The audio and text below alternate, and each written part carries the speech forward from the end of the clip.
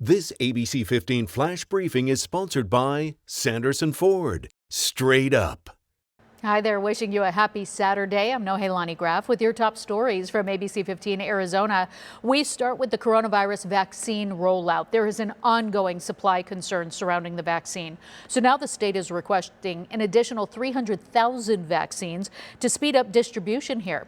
Arizona also updating its website, specifically the area where people book their appointments. The changes are geared to help users find available dates by highlighting which slots are open. State Health Director Dr. Chris says those who do get a vaccine at State Farm Stadium specifically will now sign up for their second dose before they even leave the property.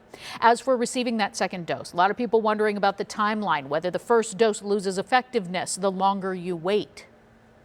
We really don't know how long you can go out delaying that second dose, but it's likely several weeks. It could be several months. We do know that you start to get an immune response actually from that first dose, which is great. And that's really going to help. We're really increasing the immunity. That second dose is really going to ensure that you have a strong overall immunity and should be taken, but it can be delayed several weeks. And no, you would not need to start the series over. Now, earlier this week, we did tell you about Maricopa County suggesting that they were struggling to book those second appointments for some people because of supply issues. The state also weighing in on that one, saying that if you received a shot from the county, you will be able to look for second doses at other locations like State Farm Stadium in the coming weeks. We are seeing some improvement on the COVID front that we want to share with you. The number of patients admitted to our state's hospitals on the decline over the past 10 days.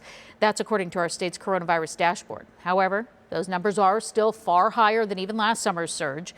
The chief clinical officer at Valleywise Health says they remain extremely busy, but they have seen a little relief. Where we're seeing improvement is we're not needing to hold as many patients in the emergency department. We're able to more easily transfer patients between, ICU levels of care and then downgrade them as they're improving.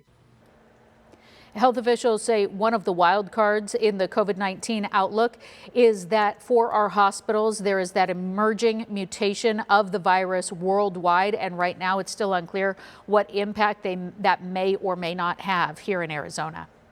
Recreational marijuana is now on sale in Arizona. The Department of Health Services issuing more than 80 permits across the state. The Mint dispensary, one of dozens that saw lines wrapped around their largest dispensary off I-10 and Baseline for hours in Tempe, and a lot of first-time users. It's not just the sale of the dispensaries that they're hoping to make, but they're also pushing education, making sure that customers know how much they're allowed to buy, where you can and can't smoke, how much marijuana can affect them, and what they should and should not do when using, like driving.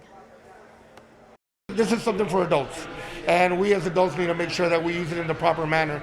A lot of the authorities in town are taking a zero tolerance policy on anything beyond what you've been allowed.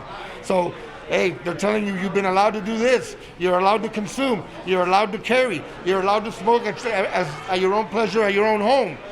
But there is laws, just like with anything else that's adult content and adult use, and we all need to follow them. Prop 207 also made clear that recreational marijuana would have a tax of 16% on every purchase. And because it's still illegal under federal law, it's cash only. Beware, while it is legal in our state now, if you are over the age of 21, employers can still choose to test and take action if you are found with pot in your system. Happening today, Ballet Arizona presenting Ballet Under the Virtual Stars. It's a free online performance. Their live stream will show up on Ballet Arizona's YouTube page at 5 this evening, and there will be a live online chat with the dancers at 6 o'clock. Also, Ballet Arizona trying to get your kids to move. They're launching free interactive workshops. Starting today, Read, Dance, Play allows kids 5 to 7 years old to listen or read along with the book of the month as they use movement to understand the story's events and themes. And you'll find more information on Ballet Arizona's website as well. Time for that most accurate forecast this weekend. The first of back-to-back storms move into our state. Here in the valley, tonight and into Sunday, we'll start to see rain. Expecting about a quarter inch of rain across the valley and in the Phoenix metro area, more likely in the higher terrain. And then our second storm moves in Monday into Tuesday, and we could pick up another quarter to a half inch of rain possible in the valley. And snow levels will be dropping in the high country down to that 3,000 foot level. So that means areas like Carefree and Cave Creek could even see some snow flurries. As for your Saturday, highs in the 60s here in the valley and across southern and western Arizona. Central Arizona topping out in the low to mid 40s today, and north of the rim more 40s, although Flagstaff is going to stay in the 30s as snow has already started and is expected to continue through the weekend.